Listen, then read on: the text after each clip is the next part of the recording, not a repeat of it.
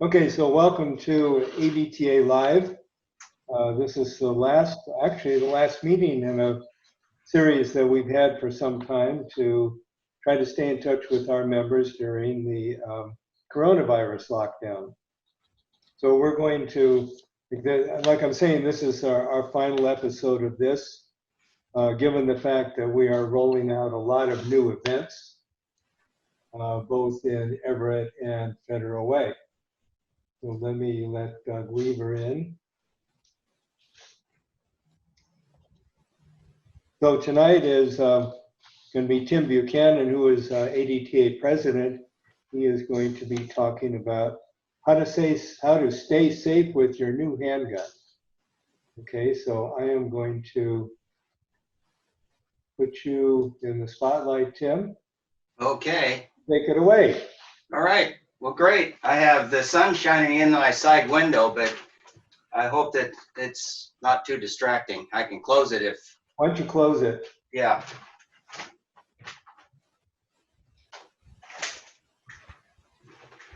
There. Is that better? That's better.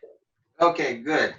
Okay. Well, thanks a lot, Ed. And as you all may know or may not know, Ed is the head of our marketing and our treasurer, and does a lot of behind the scenes work for us. So thanks a lot, Ed. You do a lot of work and we appreciate it a lot. Yeah. Thank you. Okay, so ADTA is, as you know, we have a few, let's see.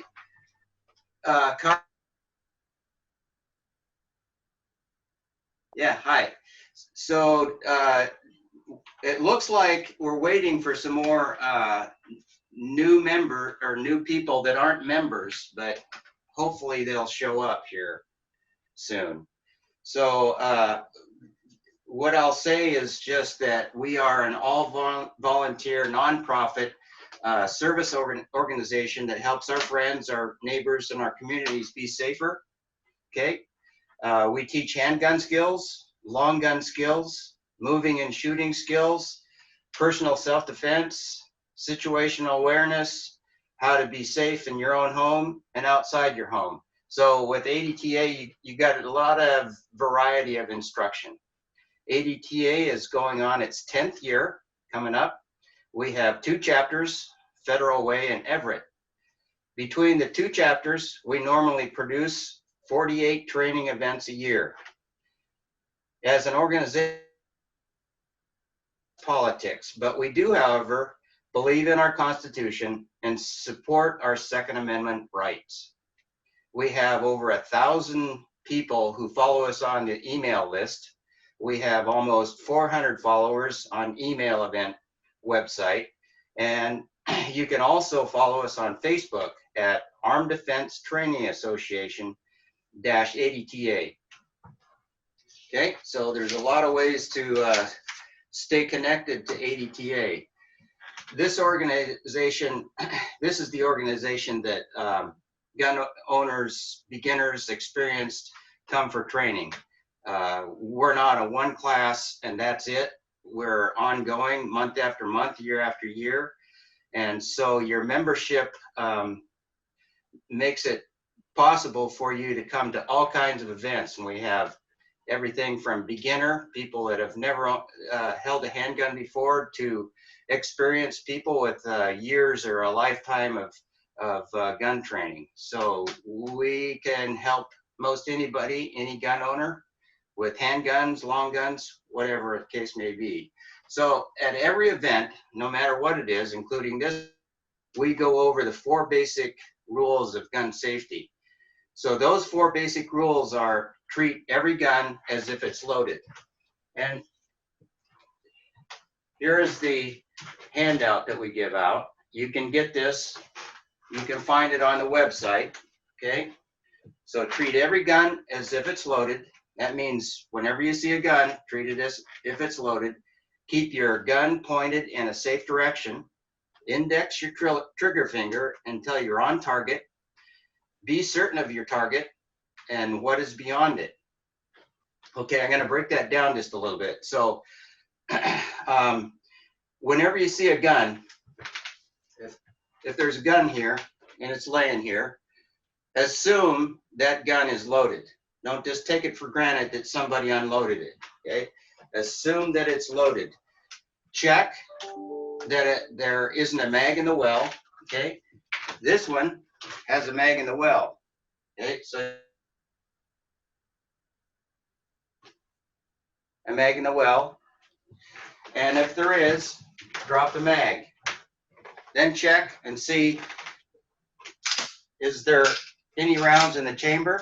And in this case, there's no rounds in the chamber, okay? Notice how I racked the slide 2 or 3 times? That's what you always want to do. Rack the slide 2 or 3 times. And then in this case, the safe direction is both to my left and to my right, okay? So I'm going to point it in a safe direction and trip the trigger. Now I know this gun is safe. So number 1, treat every gun as if it's loaded. Number 2, keep your gun pointed in a safe direction. Number 3, index your trigger finger until you're on target. And that means on target and ready to shoot. Okay, so this is your index finger, right? So what we say is this is indexing. You're sticking your finger out toward the target or somewhere toward the muzzle end of the gun. Okay, it's normal to pick up your gun with your finger on the trigger. Don't do that. Keep your finger off the trigger, index it. Number 4, be certain of your target and what's beyond it. Okay, be certain. Don't just assume. Don't shoot out of fear. Okay, is shadow in the dark a bad guy who broke into your house or a son coming home late? Okay, if you shoot the bad guy and the bullet goes through the bad guy, will it hit someone standing behind him? Okay, is there a crowd? And if you're not that great a shooter and you miss, did you hit somebody that's innocent bystander out in the crowd? Okay, so that's know your target and what's beyond it. Okay, so I'm going to be working with semi-auto handguns. Tonight we aren't going to use any other guns, no revolvers or long guns, just semi-autos. And I have a couple here for example.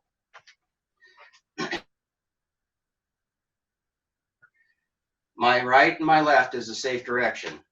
You always want to know what, even when you're at a gun shop, what's the safe direction? When you're handling a gun, trying a new gun, you don't point it at all over the place. You point it at whatever they've determined is their safe direction, okay? So let's talk about the main parts of the gun. So I'm going to use, for an example, this is my little Ruger. It's 9mm. It's called a SR9C, as in compact. Okay, there's 3 main parts. There's the frame, holds the gun together. There's the barrel, and there's the action, which the action causes the bullet to go bang. Okay, we don't really call it a bullet because the bullet is actually the part that goes out of the end of the gun. So that is the bullet part. Okay, so the bullet, the round, is actually made up of 3 different pieces. It's the bullet, well, 4.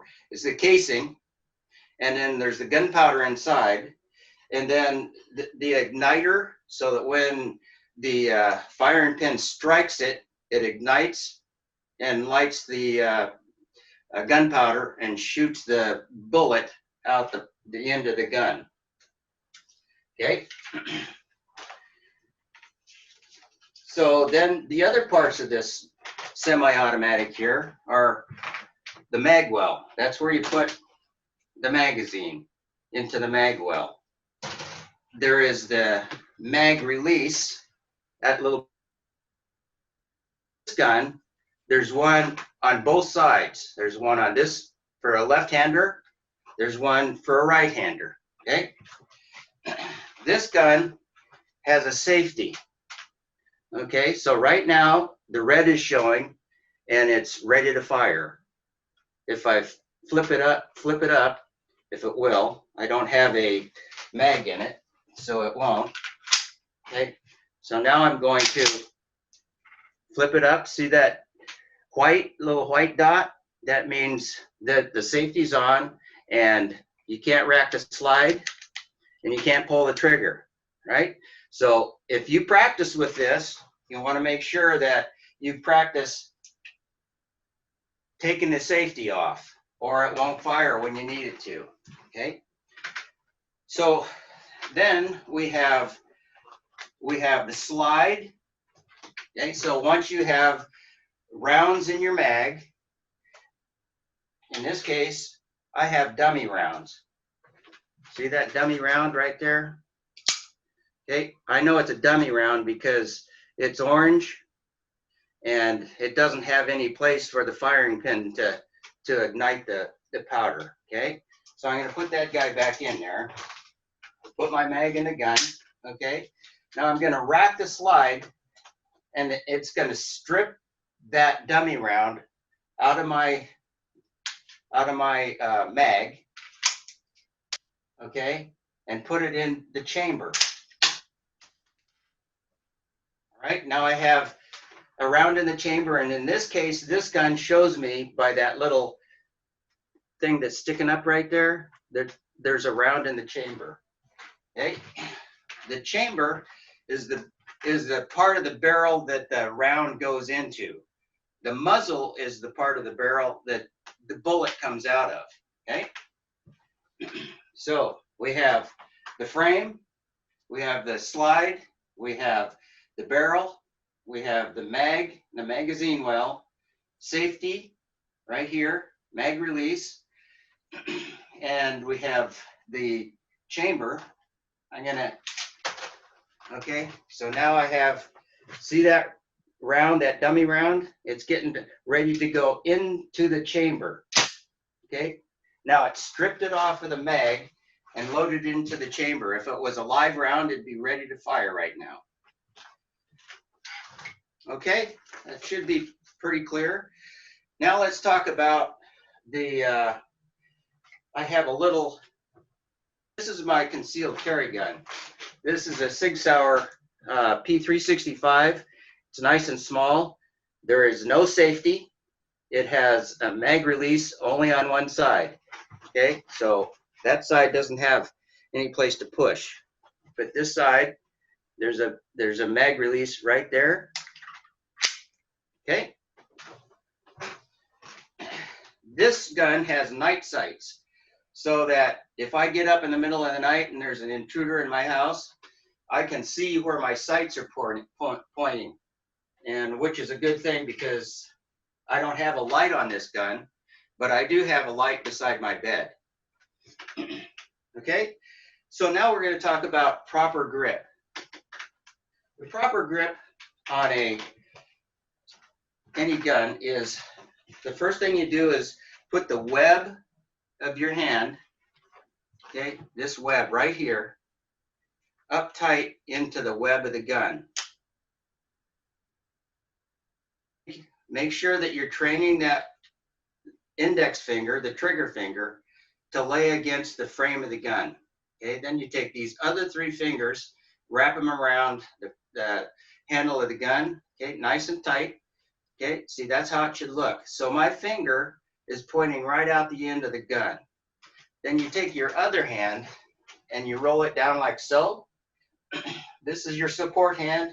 This is the dominant hand if you're right-handed, if you're left-handed.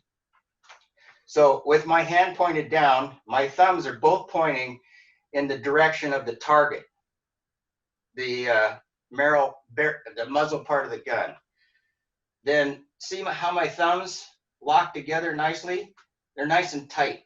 This paddy part of my thumb sit together nicely, okay? So I wrap these fingers around my other dominant hand fingers. So now my fingers are pointing at the target. My index finger is pointing at the target, okay? So now I have a nice strong grip. My wrist is not limpy, okay? It's nice and tight and tense and strong. So now I have a good grip of the gun so that when it fires, it doesn't recoil funny and try to jump out of my hand. Okay. I've seen a lot of people put their hand about down here, and every time they fire, the gun, you know, goes crazy. Okay. The next thing we got to do is figure out how to stand, proper stance. Okay. So what we teach at ADTA for basic beginner shooters is called the Weaver stance. It was developed back in the 50s by a cop named Jack Weaver. And so we call it the Weaver stance, which is your feet are a shoulder width apart this way and one shoulder width in depth. Okay. In my school, that's called shoulder stance. Take a notch. Okay, shoulder stance. You want to bend your knees just a little bit. Okay, not real tight, but bend them a little bit. Keep your feet pointed forward. Okay, that gives you better stability. Push your body forward just a little bit so that the energy from the recoil of that gun pushes back into that back leg. Okay, so you're nice and strong. So this is what it looks like. So here I am with my gun. I have a proper grip. I have my finger indexed, right? Put these guys around.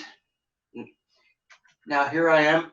This support, the dominant arm is almost straight out, okay? I have a little bit of a flex in it because it's, believe it or not, just a little bit stronger that way, okay? So I want this arm a little bent.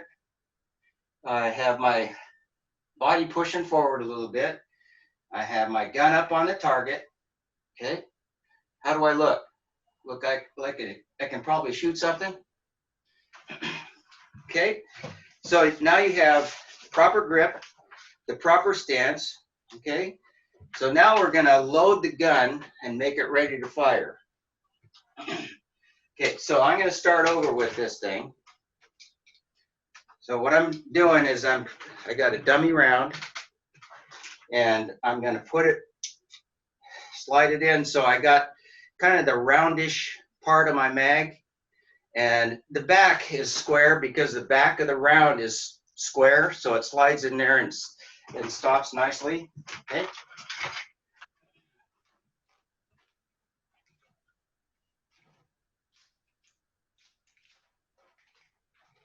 Okay, I'll put another one in there. So I got a couple of rounds in my mag. Sometimes I take the mag and I hit it like that to make sure that they're nice and tight to the back of the mag. Then I'm going to take the mag and see this finger? This is my other index finger. It's the index finger on my support hand. And I'm going to go like this. Okay. Here's the bullet end of the round. My finger is on the bullet end. That way I can just guide it right in. Notice I have the gun tilted at an angle rather than straight up. If I do that, it wants to drop out of here. It makes it harder. So I go like this and slap it in there hard, right? Okay, now I'm going to take this hand and I'm going to wrap it over the slide. So these fingers are going to be on the index finger side, and my thumb and the palm of my hand is on the other side. Okay, what I'm going to do now is pointing at the target. I'm going to turn my body a little bit. See, so here I am in my shooting stance. I'm going to turn a little bit. What that does for me is when I'm trying to rack the slide, the gun isn't pointing off to the side somewhere. I turn my body, move my feet, so the gun is still right on target, and I'm going to push and I'm going to pull, and then I'm going to just release the slide so it slams forward by itself using the springs in the gun. Don't ride it forward. Don't baby it. Just go. Okay, you got that? So you want to hear bang, bang. So I'm going to do that again, and it's going to eject the round that's in there, right? So here we go. Okay, that's the way you want to handle your gun. Don't baby it. Make sure that the mag is slapped in there hard. You rack it hard, and then you won't have a misfire situation. Okay.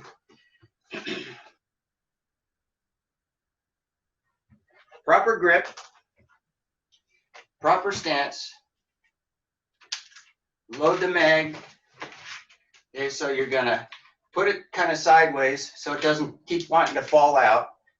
Slap it in there hard, rack the slide. So now my mag is empty. See, the slide stays open because you have an empty mag. Okay, so then I have a mag release right here. And if I push down on that, it slams that thing forward. See how much power it has? That spring is really powerful, and it'll slam that. That's what you want. You want that slide to slam forward.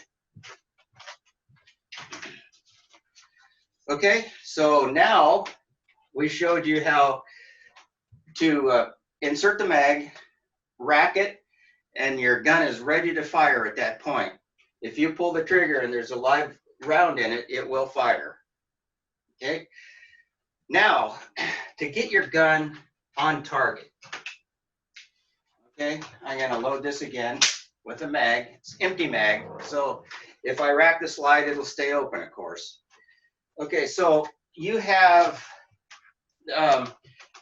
one little front sight. Okay, there's your front sight. This one, it's white, you can see it. This is my Ruger, and then two little white dots in the back. I don't know if you can see that. Okay, see those white dots in the back? You want those white dots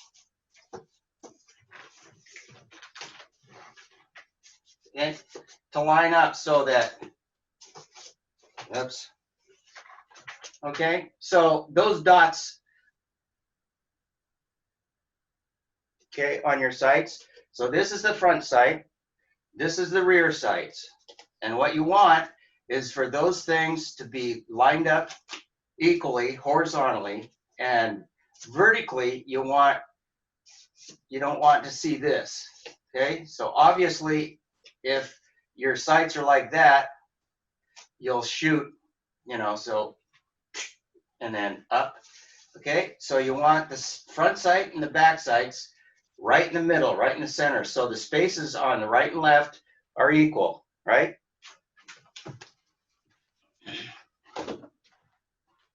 Then what you do is, if you're going to draw from holster, right, you draw. So what we're going to do is go put our hand right here to get it the heck out of the way, right? This holster is for this gun, so I'm going to use the right gun in the right holster. So 1, 3, 4, 5, okay? So from right here, you want to be looking at the target. Whatever you're shooting at, that's what you're looking at. Bring the gun up into your line of sights right here. So you're looking at the front sight, and then your back sights, you bring, like those spaces I showed you, the top of the back sights are right level with the top of the front sights. Some guns are a little different. My son just bought a gun that has a no sights, no levers, no nothing, so that you can put it in your pocket, pull it out, and it won't snag on anything. But there's only one sight, and it's a green laser kind of a sight, and you got to kind of look for that sight, and it's difficult, but it's for concealed carry, and it's really what it's for. It's not very accurate, but works good for concealed carry. Okay, so here you are. You go 1, 2. See where my finger is? Okay. Important that the web in the web is nice and tight. Okay, so this is 2 position. This is 3 position. You can shoot from here, If you do shoot from here, you want to turn the gun just a little bit so that when he ejects the spent casing, it won't hit you in the face. So if you turn it just a little bit, you can shoot from right here. Close range, you got a person coming up on you fast, you can shoot from right here. And then this is number 4. Number 5, okay? When you're out there on target, the finger goes to the trigger and press the trigger, okay? This is 4, 3, 2, 1. Okay, there's that. So, getting it on the target. Look at the target. From here, what's the easiest thing to do is just put it right out to the target, right? So get your eyes on the target, push it right out to the target. What I see a lot of is this. Can you see the angle of the gun? It's going uphill. A lot more than this, okay? The only time I see this happen is when people are really not very strong. They got a heavy gun, and when it goes out, they end up doing this. But typically, I see people with the front sight might be on target, but the back sights are not. So you want to make sure you get that nice and level, both sides, back and front, lined up and on the target. So if you find that you're having trouble missing, okay, you're on target, press trigger, goes bang, but you're missing all over the place. Okay? What you want to do is try closing your eyes, and from right here, close your eyes. Well, look at the target, get a mental picture of it, close your eyes, and put the gun up to where you think the target is, and open your eye. Gun, okay? So if the gun is off one way or the other, right, then move your feet. Move your feet. So if my gun is off to the left a little bit, my left, then okay, I move my feet just a little bit. So when it goes out, I'm right on target, okay? If I'm the other way, I move my feet, okay? If I come out and I find that the gun is pointing down or pointing up, then I have a natural line of sight, and the way my hand and wrist is built doesn't match the way the gun is built. So that gun probably wouldn't be good for me. But this one, I put it right out there, and it's right on target. Okay, this one's a good gun for me. So is my Ruger. It's the same thing. Okay. All right. So that is a good exercise to do a lot with a gun that has dummy rounds. If you have some dummy rounds, then you can come up and dry fire. So what you want to do is watch those sights, and when you press the trigger, do the sights move a little bit, okay? So with this gun, I can cock it a little bit, and then I can press the trigger. Okay, did you hear that? So a little bit, and I can practice this. Okay, I'm gonna press the trigger. Did anything move? Here's an exercise that will help you and your trigger finger, okay? Take your hand, put it here like this, okay? Wrap your other 3 around. This is your dominant hand. This is your trigger finger. And press the trigger. Watch those fingers. If they move, see, if any of these things move, work on your pressing the trigger finger until these guys don't move anymore. Every time they move, your sights will go off the target.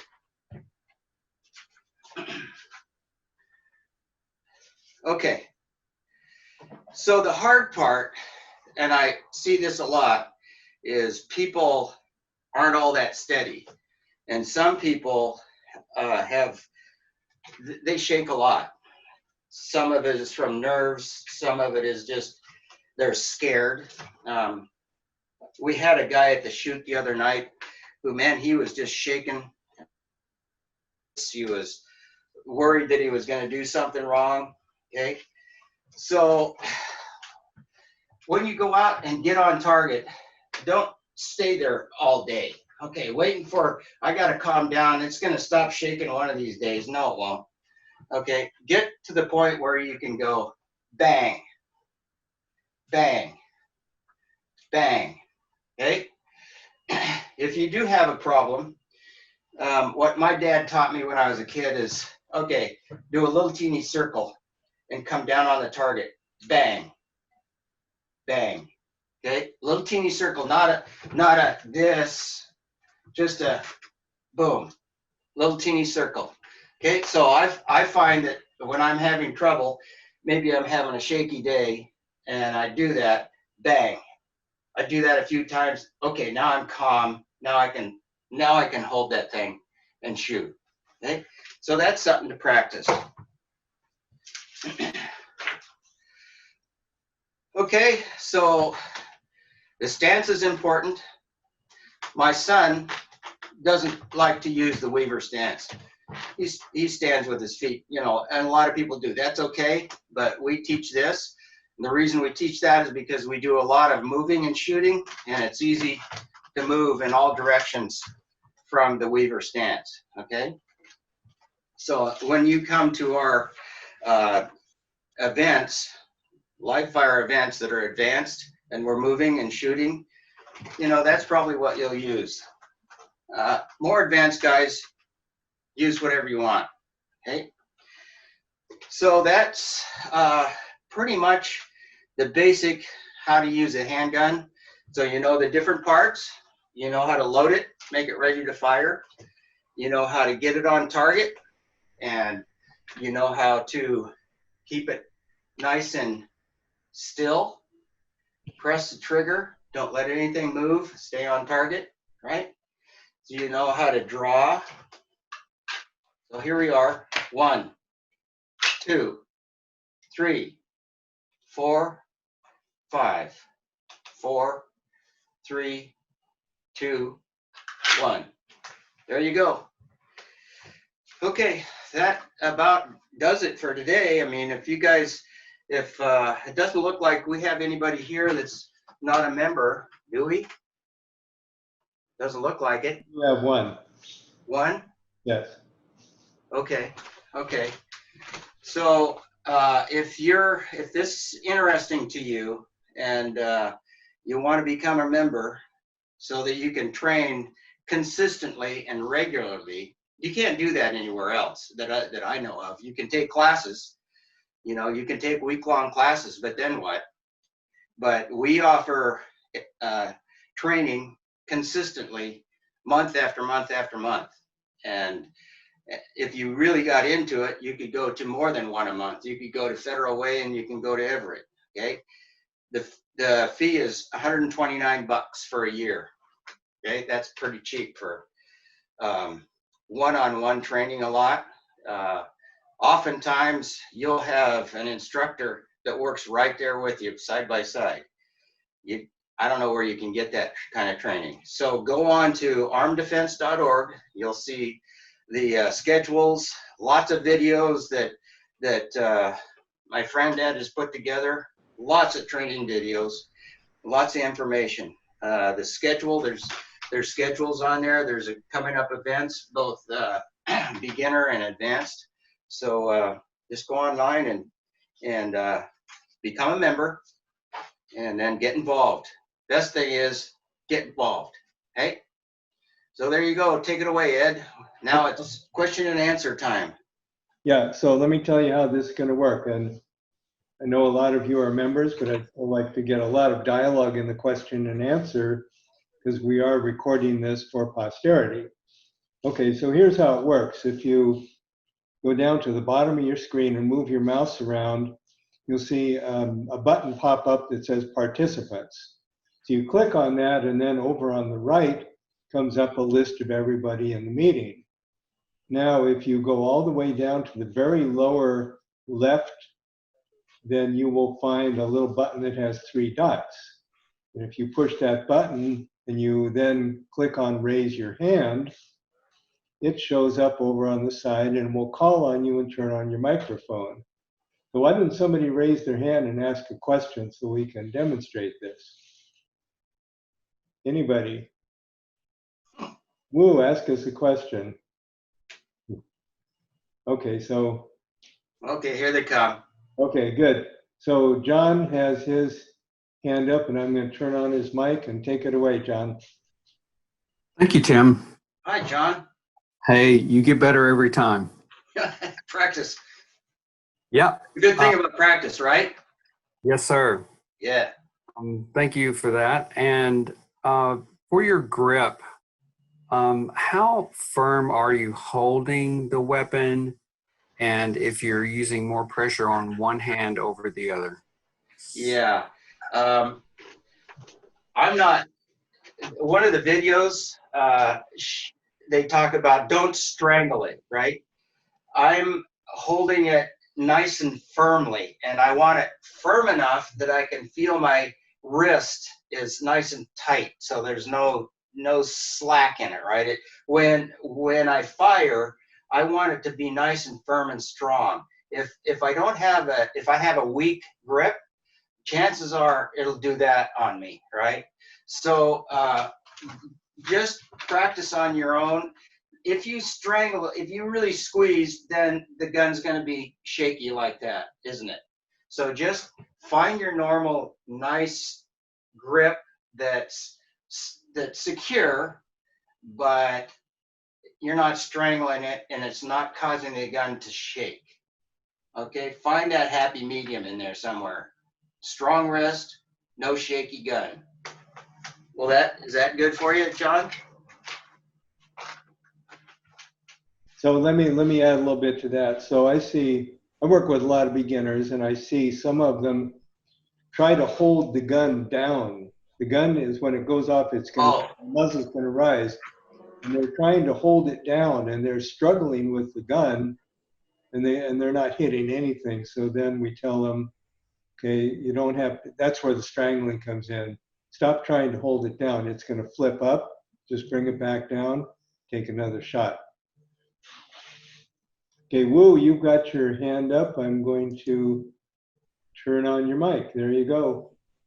Okay, kind of following on with what John is asking as far as the grip is concerned, there's a couple of different grips that we teach.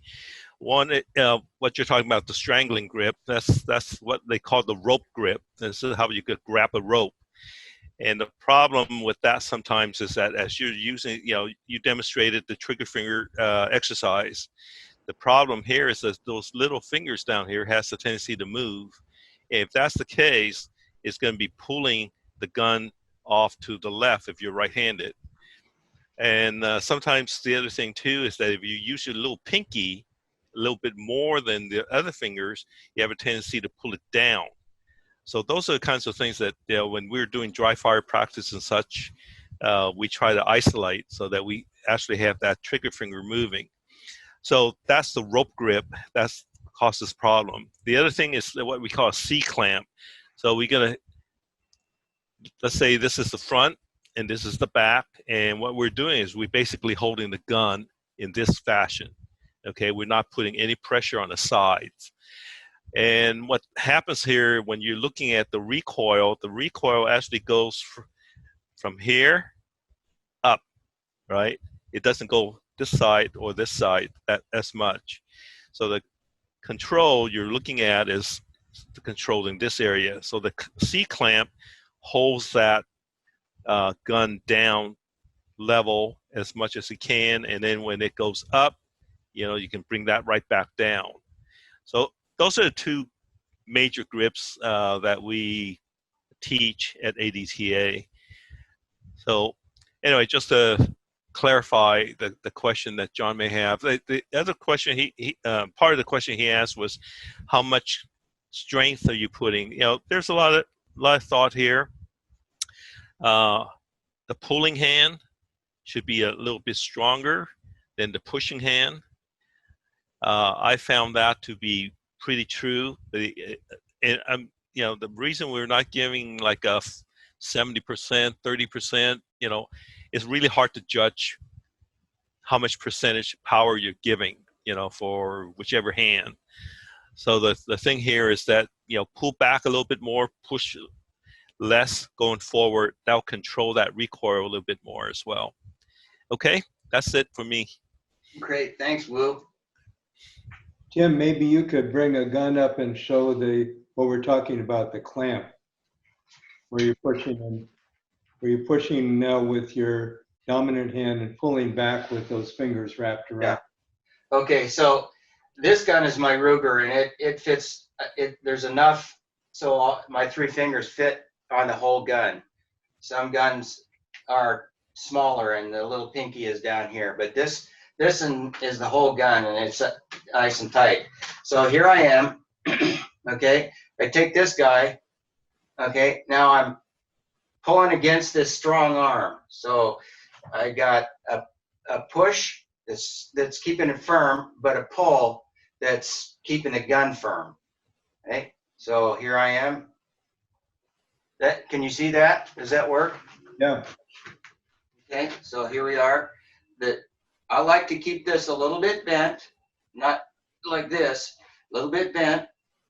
Okay, it's strong, keeping my strong wrist, and then I'm gonna pull back. So in martial arts, we call this a push-pull, and we have different things that we do with this. So I'm used to pushing and pulling. Everything I do has a push-pull, right, Lou? Yes, that's right. Yeah, yeah. Equal and opposite. Equal and opposite. Okay, Doug Weaver, you have got your hand up. I'm going to turn on your microphone. I think. Okay, let's see if that worked. Okay, you're on. Hi, Doug. Tim. Hi, Tim. Hey, I've watched a couple of beginners recently try to hold guns, and they have a problem with the double thumb. Can you demonstrate the double thumb for everyone? Yeah, yeah. Okay, so there's 2 things that are kind of normal for a beginner. When you pick up the gun, it's normal to put your finger in here. Okay, that's a natural position. You got to train it to do this. Okay, this is no training. It does it by itself. This takes training, right? This is typical. Okay, can you see those thumbs? The dominant hand thumb is underneath the support hand thumb. Some people shoot like that, and I guess that's fine, but what I find more success with is this thumb and this finger are pointing at the target. Okay, they're basically parallel. Can you see that? They're parallel. And this guy is also parallel. And for my thumbs, most people's thumbs, they fit together. See, they lock, and then the pads here lock together. So now I have a nice, strong, solid grip. Okay, there's not much space in here. You see that? So I don't want to see this. Okay, I don't want to see the gun showing through the hands. I want it nice and tight and closed. No space in there. Okay, what you don't want to do is this, right? Because the slide comes back and it'll bite your thumb and, you know, tear the skin off of there, and you won't do that but once. Okay, so this, never do that. Oftentimes when you change hands, it's natural to do this until you teach the dominant hand to be the support hand and go to the right place. Okay, so my support hand, now I'm shooting left-handed. These guys are the same. My thumbs fit. Okay, I'm indexing. So there you go. And then there you go. All right, does that answer it, Doug? All right, Gary, you got your hand up. Take it away. I was just going to comment. You know, obviously we teach a number of different ways. I mean, we teach, you know, how to even shoot from the 3 o'clock position, like Tim was saying. And when you do that, you know, when you make a muscle of a bicep, what you're really doing is you're making bicep and flex at the same time, so your arm doesn't move, but makes your bicep bulge up because your triceps operate opposite of it. I mean, it's called an isometric tension, where you're, you know, and same thing like when you grip, then your firearm. I can, if I don't do the isometric with my bicep and tricep, it's not as strong. So if you do the pushing out, but you should also be flexing your arm so that you give it a nice, and I'm too close to the camera, nice firm, and I actually do teach locking the joint of your dominant. You don't have to. You can shoot from here. Have your arms that you're shaking, like what I was saying, but that you're giving that return, that recoil spring that not only manage recoil, a solid platform to an equal but opposite. So I just talking about that again, just flexing, and whether you're locking your joint, to flex your arm, pushing your dominant, pulling back with your hand a little bit, to be flexing. You're not absorbing too much of the recoil, robbing your recoil spring. Hey, thanks, Gary. We're losing. We lost video on you, and we're losing audio on you. Sorry, Gary. Oh, probably a bandwidth issue. I'm at the hotel. Sorry. Oh, yeah. Okay. Yeah, Gary, that's personal preference. I think that I hold the gun based on, my years of martial arts training and learning the strength of my arm. And there's a saying in martial arts, immovable arm. And if you hold your arm out like this, elbow locked, and somebody push down on it, okay, you can just push it right down. But if you bend your elbow just the slightest little bit, now the arm becomes basically immovable. Well, it's the same thing out here. If it's out, now you're going to tire quickly when your joint locks, and it's going to be weaker. Okay? If you bend your elbow just a little bit, now I can't push my arm down. If I put it out, okay, I can't hold it up. So that's martial arts training, and so I carry a lot of things that I do with the gun from my martial arts training. And I'm sure Woo's probably the same way, but it's all personal preference, and whatever works, whatever helps you hit the target, that's what to do. Yeah, I wasn't trying to debate the locked arm or not locked arm, of saying that both should be flexed. That was my point. Yeah. All right. Any more questions? Tim, do you have any last words for us? Well, I wish that we had better turnout, and what I would like to see is, everybody that's a member and wants to be a member, bring their friends in. This is really good training. We do it in such a way that you shouldn't feel uncomfortable or pressured or judged. Okay, we do this because we like to teach, we like to shoot, we like to help other people be safe and learn the proper gun handling techniques. And the way we can grow this organization is the best is word of mouth. So bring people in, okay? Get them involved, okay? And Doug, you've got a last word here. Go ahead. Yeah, Tim, did you just state that we could bring non-members to one of these classes? Well, yeah, I mean, we all these dry fire events, all the events that we have that aren't live fire that you have to be a member to come to. So the fun shoots, bring a friend. Okay, they have the opportunity to have an instructor help them learn how to shoot at the fun shoots. All our dry fires they're free and open to anybody. You don't have to be a member. Just bring your friends. Introduce them to what we do here. Okay? Good? All right, that's a good final thought, Tim. So Yeah. thank you very much. Thanks for all you do. Thanks to all of our other volunteers that are on this call. And we hope to see you at the range. Thanks again. And we're going to sign off now. Okay, thanks a lot, you guys.